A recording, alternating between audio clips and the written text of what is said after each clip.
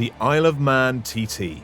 It's the fastest, most challenging and dangerous road race in the world.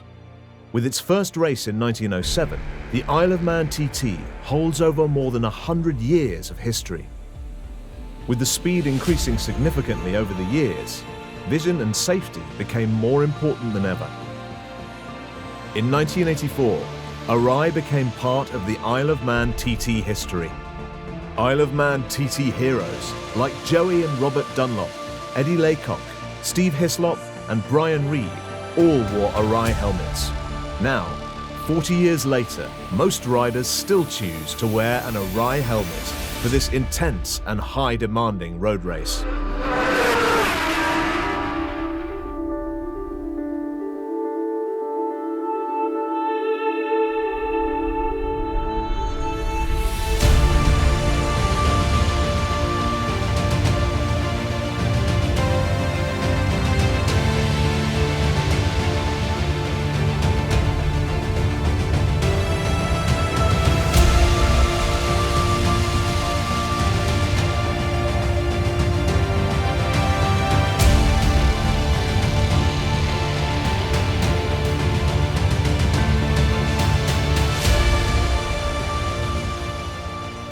In 1981 was the first time I came to race here. I always remember the first time down Bray Hill. Thought I knew where I was going, and when I took off on the race bike, when I got to the top of Bray Hill, I just felt lost again because we were just arriving so much faster, and that was I'll never forget that experience.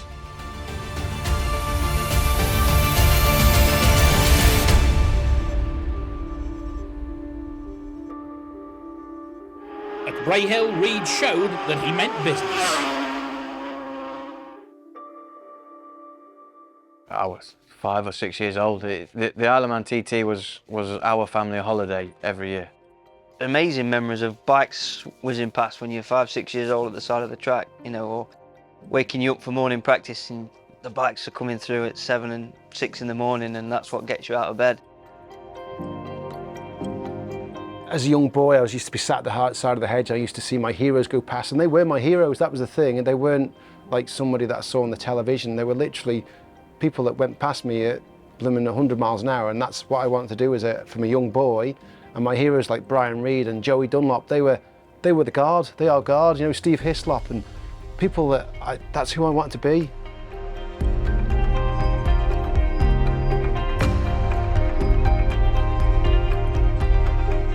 I came over here with my parents for the first time when I was about 3 years old. I had an older brother who was 5, and me, my brother, my mum and my dad would come on a sidecar, all 4 of us. So my dad would ride the sidecar, my mum would sit in the sidecar, and then me and my brother would sit sort of in the footwell, and we had a toolbox there. And we used to come here and stay in a guest house down on the prom. And so some of my earliest memories is just being in that sidecar and just making the trip here.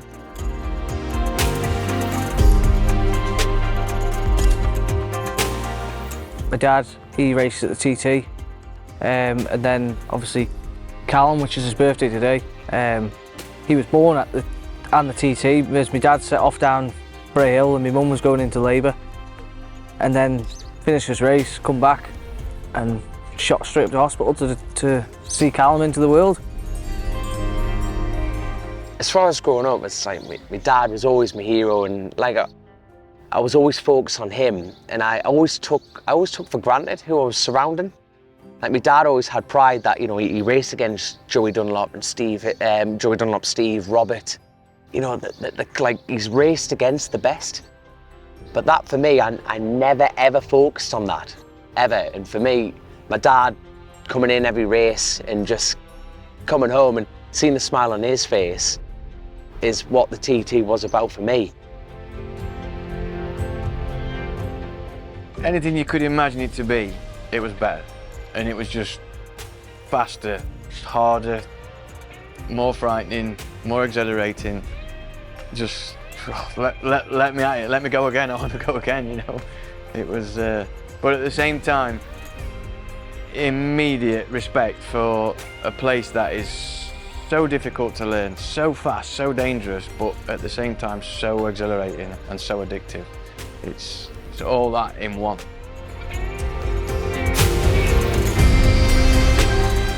It's in the blood. Dad raced at the TT. I think it was always going to happen at some point.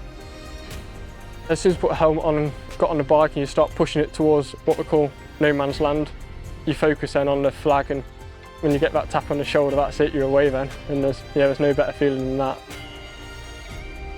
He's got a good temperament. He likes to be on his own, which is absolutely suited to the Isle of Man TT.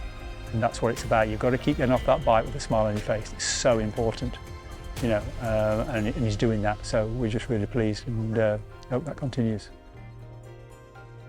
As soon as he mentioned that his father had raced, I thought, well, his dad's on board with it, you know, because again, it's really hard for a family. And, you know, us as a rider, we don't see that side of things. We're just focused on riding, whereas it's always hard on the family, the wife, the girlfriend, the mum, the dad.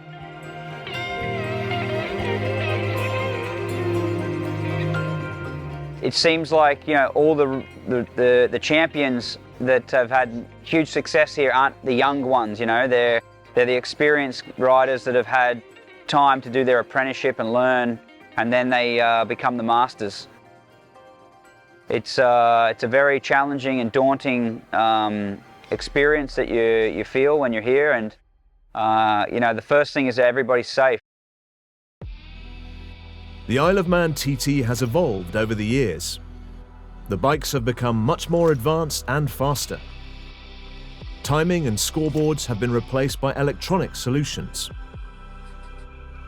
And while the shape of the helmets may not have changed much, the technology and protection have clearly improved.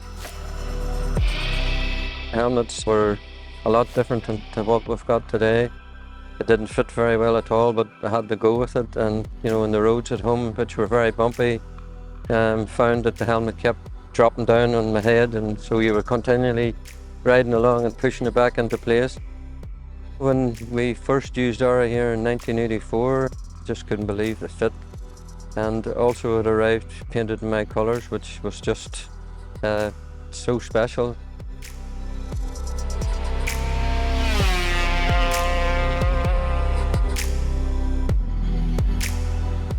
The riders here are at the extreme of riding on the roads, and that's how that development of what needs to improve, how the helmets evolve over the years. This is a very early design that was used by Eddie Laycock. You can see the ventilation is fairly basic on the top. The holder set is different here, it's quite large with screws in it, and a fairly basic chin ventilation system. This helmet was used by Robert Dunlop. There's an evolution of improvements here. We've now got top vents on the top. We've also got a different visor system that doesn't need the screws on the outside, and a better chin ventilation here at the front. The holder set is a lot smaller now on the side. This also improves the field of vision. There's also a lot more ventilation. The vents are more pronounced on this with some aerodynamic aids, and also the new visor system is a lot easier to change. There's some aerodynamic additions now that come on the helmet. These are just on with double-sided tape, so in the event of a crash, these break away. It keeps that round, smooth shell that will slide and lose energy through the crash, what they call glancing off. This technology that ARAI have been pushing all through the time they've been making helmets is something a lot of other helmet manufacturers are now having to adapt to because of the new higher safety regulations are coming through. The way the helmets have changed in the last few years, and now ARAI put in sort of a quick release to allow us to get the straps apart quicker. That's made a huge difference. One of the key things we do when we first get there is we need to get helmets off. We've got to get airways clear. They've got the emergency release tags here, so it can take the chin pads out. It makes our life so much easier. Obviously you can pull that out, makes a lot more room. The helmet comes off a lot easier. And not just for us in a racing situation, for people on the road every day as well.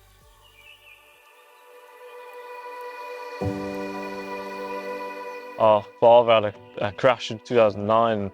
He wore an ARAI. From 150 miles an hour into trees, dead stop, and then an explosion as well. The full tank of fuel exploded. That pretty much blew his right arm and leg off.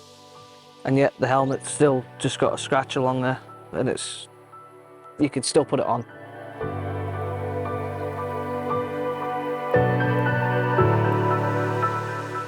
When I came to the TT last year, I was sitting 5th in the senior, and through my own rider error, that's the truth, I clipped the wall at Glen Helen 2, and it dragged me off the bike, and I had a 110-mile-an-hour crash, and it was head first.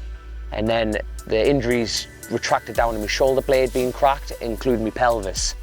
But I had no head injuries, no bruising, no jawline fractures, nothing.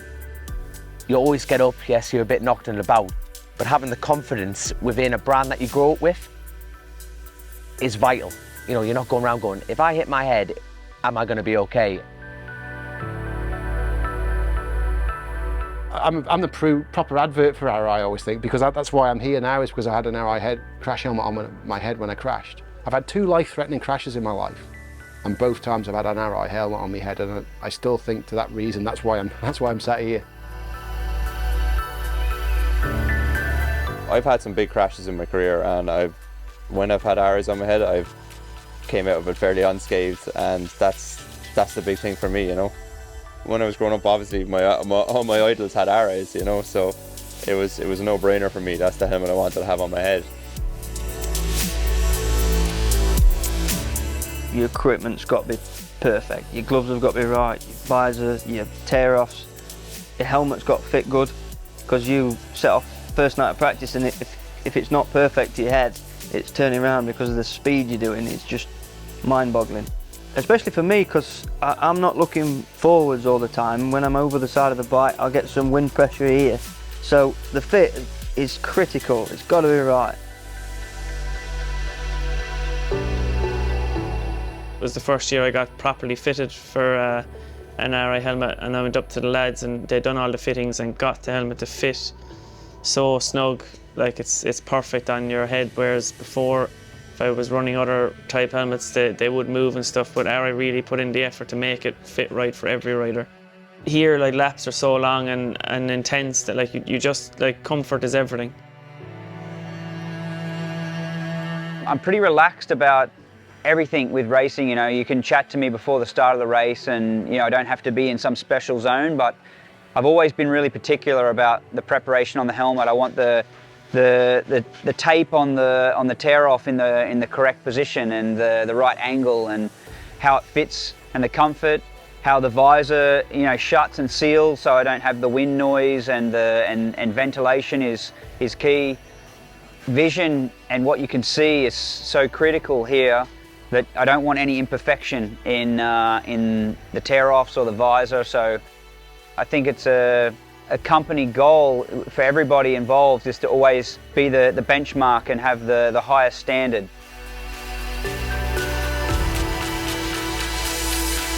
You need comfort around your face, perfect vision, especially around this place. This place is like shade, sun in your eyes all the time. Also, you want good ventilation as well. You know, as you can see, he's got them ones there, they're massive. You start the race from 0, so you're at a temperature that is a cold body temperature, and within, I don't know, 3 or 4 minutes you're starting to rise. But as your temperature goes up, you also climb in altitude, so the atmosphere gets cooler, and that's the perfect scenario for misting and for an issue. But there's never a problem with the ARAI, so it deals with that without you realising. It keeps you cool. And the vision, you know, the peripheral vision that here is important, because you're taking in so much. The speed that you're doing, it's important that you subconsciously see points on the track that are markers and that allow you to know that you're coming to a next point or you're coming to a breaking point without actually having to turn to look. But with the visual aspect from the ARAI, it's so much better.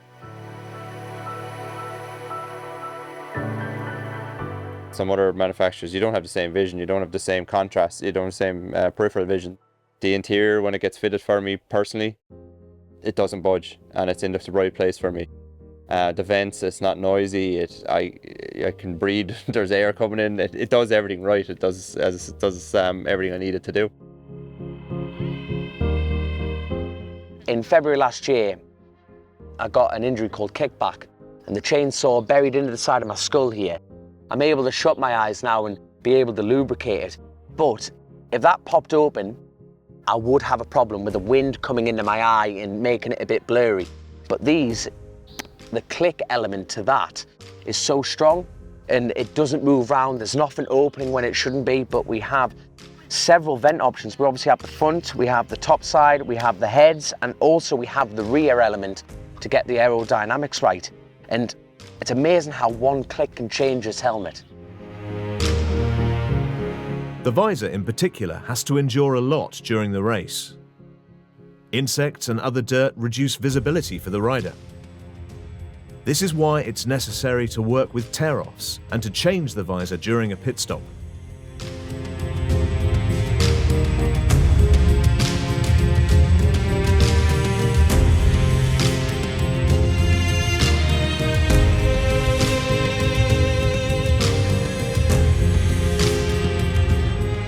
ARAI has improved this system over the years to make sure that changing the visor is quick and easy. There's maybe 4 or 5 or 6 of us doing the visor changes. I write their names on my hand so I know which pit boxes they're in. I tell them, I speak to them beforehand, make sure they have their visors, and to let me know if they want a dark tint or a light tint, so it just makes it easier rather than ask all them questions when they stop. When they stop, you've got about 40 seconds or so you can change the visor in 10 seconds. It is nervous, but you know, it's just like changing a visor in here, and it doesn't matter if you're doing Michael Dunlop or somebody at the back of the field, their helmets are exactly the same.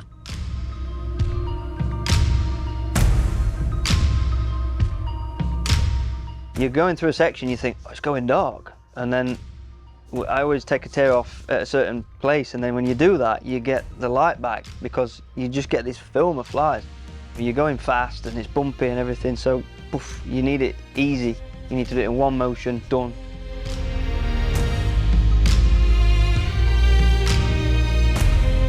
During the Isle of Man TT races, ARAI provides service and support. With 40 years of experience at the Isle of Man TT, the mechanics and technicians ensure that the helmets are in top condition and meet the needs of the riders. The ARAI service during the Isle of Man TT races is not just for the riders. Visitors can also use the ARAI service to service their own helmet in the ARAI village. The best thing for me, we've come with ARAI to the Isle of Man, is the service. And not only is a rider getting a service, you know, the customers are coming in, they've got the full brand at the top, and they're a company that listens to what you need.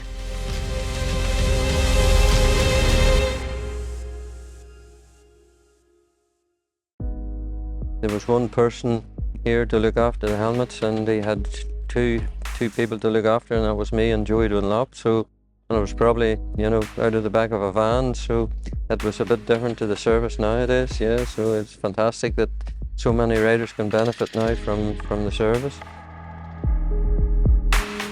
We've been in the ARAI business for a long time with the family, and the service I get from the factory and the loyalty I've had now it's been top drawer. So don't change something you don't want to. They solve all of the visor problems, and any issues we have, we just go to them, we give them our feedback, and any time I've ever had a problem at the start, we just went to the Japanese at the time, and they had it started in seconds, and you know, that's the privilege of being a factory rider, that they just sort whatever you need and get it done.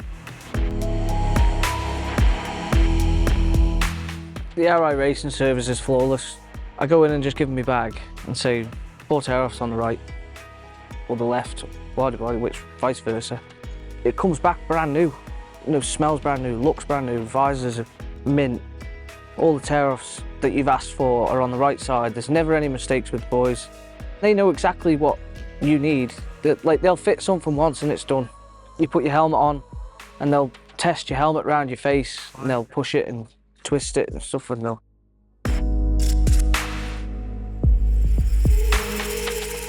fits spot on, and yeah, I wouldn't use anything else. the service ARAI provide here at Isle of Man TT, it's first class.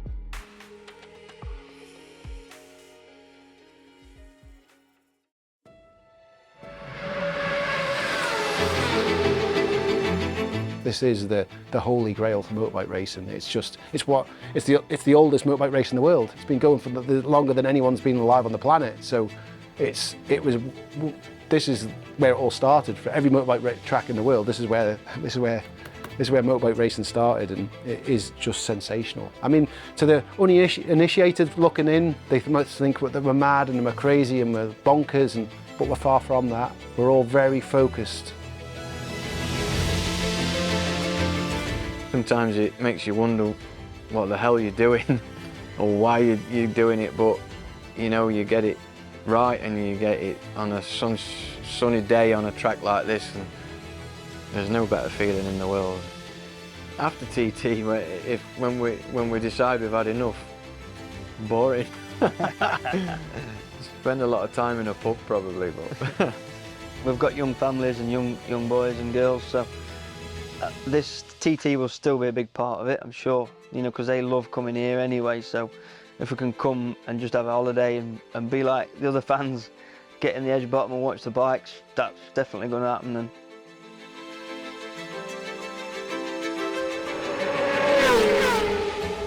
I want my story to continue, and I just want to keep racing around here. That's what I want for my future. I just want to keep racing around the Isle of Man.